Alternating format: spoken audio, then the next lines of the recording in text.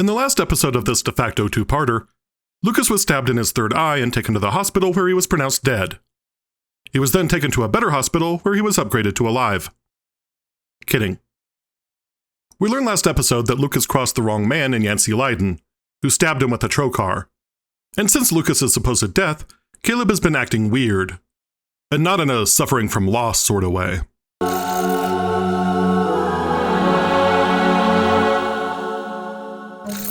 We join a private funeral for Lucas with just Gail, Selena, Deputy Ben, and Caleb. The gravedigger mouths off, saying that Lucas brought him a lot of business over the years. This earns him the ire of Caleb and Ben. Caleb stays behind to talk to Lucas, and in true Buck fashion, he's not exactly sentimental. I'm glad you're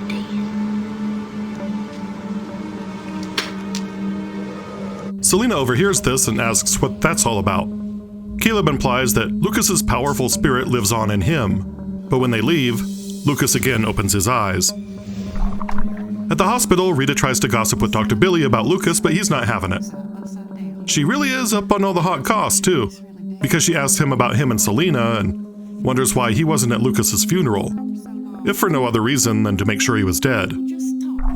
Billy drops in to talk to Gail, who is adamant about having the baby, but she does lament that the baby deserves two parents. Deputy Ben tries to bond with Caleb, but Caleb repeats that ray gun scene from the pilot episode and demands Ben's loyalty. So when I tell you to do something, you're gonna do it, right? I don't know. The answer's as plain as the nose on your face. He was just joshing him, though. Cool. Merlyn tries to intervene with Caleb, but he threatens her and tells her to leave him alone. Meanwhile, Lucas is still stuck in his coffin, which has to be pretty boring. Fortunately, Merlyn comes to visit him too and lets him know that she's aware that he's still alive. You're alive. And you're not. You want to trade places? Lucas offers her a deal. Let him out of the coffin and he'll restore Caleb to the nice little, poorly adjusted boy he was before. But if Lucas dies, Caleb will become a monster the likes that the world has never seen. Caleb arrives at his new home to find Selena waiting for him with some brandy and a Mrs. Robinson pose.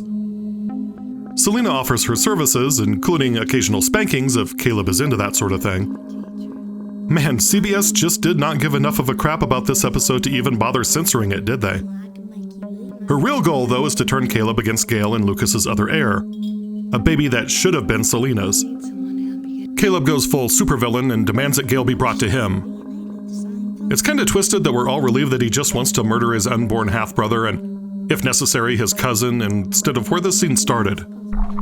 At the hospital, the head doctor tells Dr. Billy that he's spending way too much money investigating Lucas's murder, especially since he clearly died from a heart attack induced by face stabbing. Dr. Billy thinks it's more suspicious than that, though.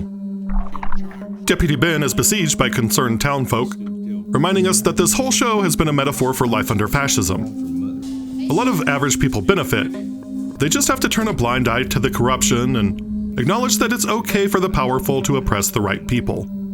Ben is overwhelmed trying to keep up with all the favors that Lucas did for people, and they're getting frustrated.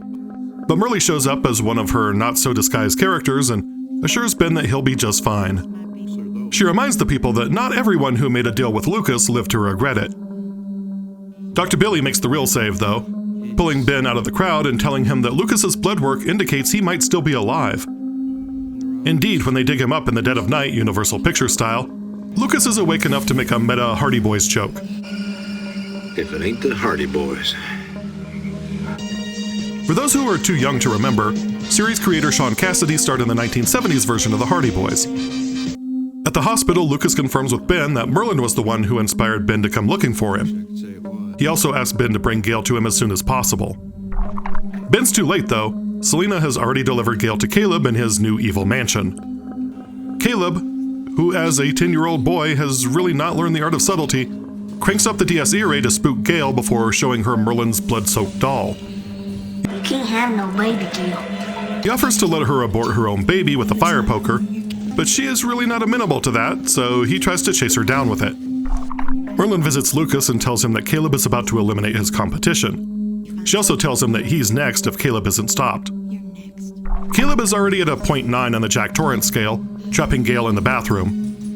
Lucas arrives just in time, but it proves to be an ill-timed distraction, as Gail is so stunned that Caleb is able to hit her from behind, sending her tumbling down the stairs.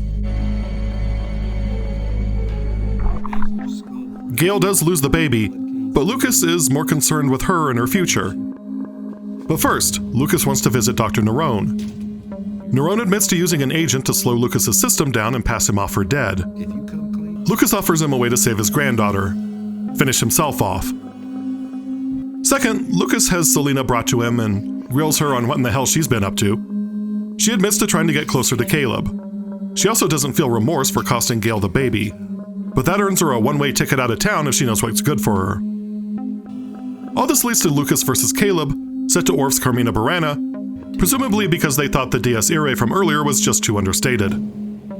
It turns out that Merlyn was just pulling a fast one, pretending to be Lucas, but then in a classic double-cross, Lucas drags Caleb up the steps and threatens to toss him off the balcony to his death. With no other choice, Merlyn sacrifices herself to save Caleb, seemingly restoring his soul. Lucas reveals that Merlyn is part of Caleb now, and they'll have to learn to get by without her. And that's the end. First, the episode itself is a series finale. It does wrap up one of the major stories over the course of the series, and that is whether Lucas or Merlyn would emerge victorious in the fight for Caleb's soul. In the end, Merlyn had to sacrifice herself and Lucas was left standing. But the fact that Caleb is returned to normal means that there is some part of her remaining inside of him. So who knows where they could have taken that if the show had continued. The rest just feels like the rush job that it is. We don't know what happens to Gail or Billy or Selena or Ben, but we get the feel that the show has wrapped up things that were hanging out there. Inserting Dr. Nerone as an antagonist is just another piece that feels rushed. We have no real connection to this character, so his plight isn't all that compelling, although Jim Antonio does a fine job twisting in the wind once he's found out. Selena's actions in the episode feel more explained and fleshed out after the release of Potato Boy. You'll recall that episode never aired during the original run of the show, and was only released years later for the Sci-Fi Channel. In that episode, Selena's actions around Caleb are inappropriate, but not nearly as overtly sexual as they are here. It's more that she leans on him for emotional support in a way that Caleb, as a 9-year-old, is confused by. Here she flat out flirts with him, which is just ew. I'm not going to go too far into that for everyone's sake, but I think it does go back to my theory from Potato Boy that Selena simply doesn't have a language to express love or need for love other than sex. So even if she doesn't intend sexual follow-up, everything she does just feels sexy. The irony is, I think if this show were to be broadcast today, Selena would be the clear main character and the entire fandom would turn on Gail for being boring, drippy, and having an upside-down smile. Selena would be mother. Selena would be brat. She would serve, she would eat, she would lick the plate, she would leave no crumbs. She would prevent the cunt market crash of 2000 slate by signing the Systemic Economic Risk Versatility Emergency Act, or SERVE. Anyway, she's the most interesting character among the secondary cast, and I wish we had some follow-up for her. It's difficult to talk about the legacy of the show itself because it feels so unfinished. And maybe that's the best place to start. One of the reasons the show has developed a cult following is that what could have been feeling left by the complex characters and the somewhat open finale. Multiple plans for revivals or reboots have fallen through, which honestly may be for the best. Leaving the fates of Doctors Matt and Billy, Gail, Selena, Deputy Ben, and Caleb up in the air suspends their arcs with no satisfaction for the audience. For now, they can live on in the viewer's imagination. American Gothic feels like a dry run for many of the shows that came after it, which means that it didn't always work, and sometimes it was more campy in a bad way than good. But at its darkest, it presages Buffy the Vampire Slayer, Millennium, Supernatural, and even shows like Game of Thrones, in which manipulation is the show. I'm hardly going to say that the more successful shows wouldn't exist without American Gothic, but I am a big believer in media teaching us how to consume other media. And while American Gothic itself might have been a bridge too far for CBS viewers' appetites, its later run on the Sci-Fi Channel and success on DVD proves that there was an appetite for its brand of macabre. Whether it was ahead of its time, never found its creative focus, or was just too many things to too many people, the show holds a special place in the hearts of a lot of horror and sci-fi fans as a bridge between the nadir of the early 1990s and the horror TV renaissance by the end of the decade.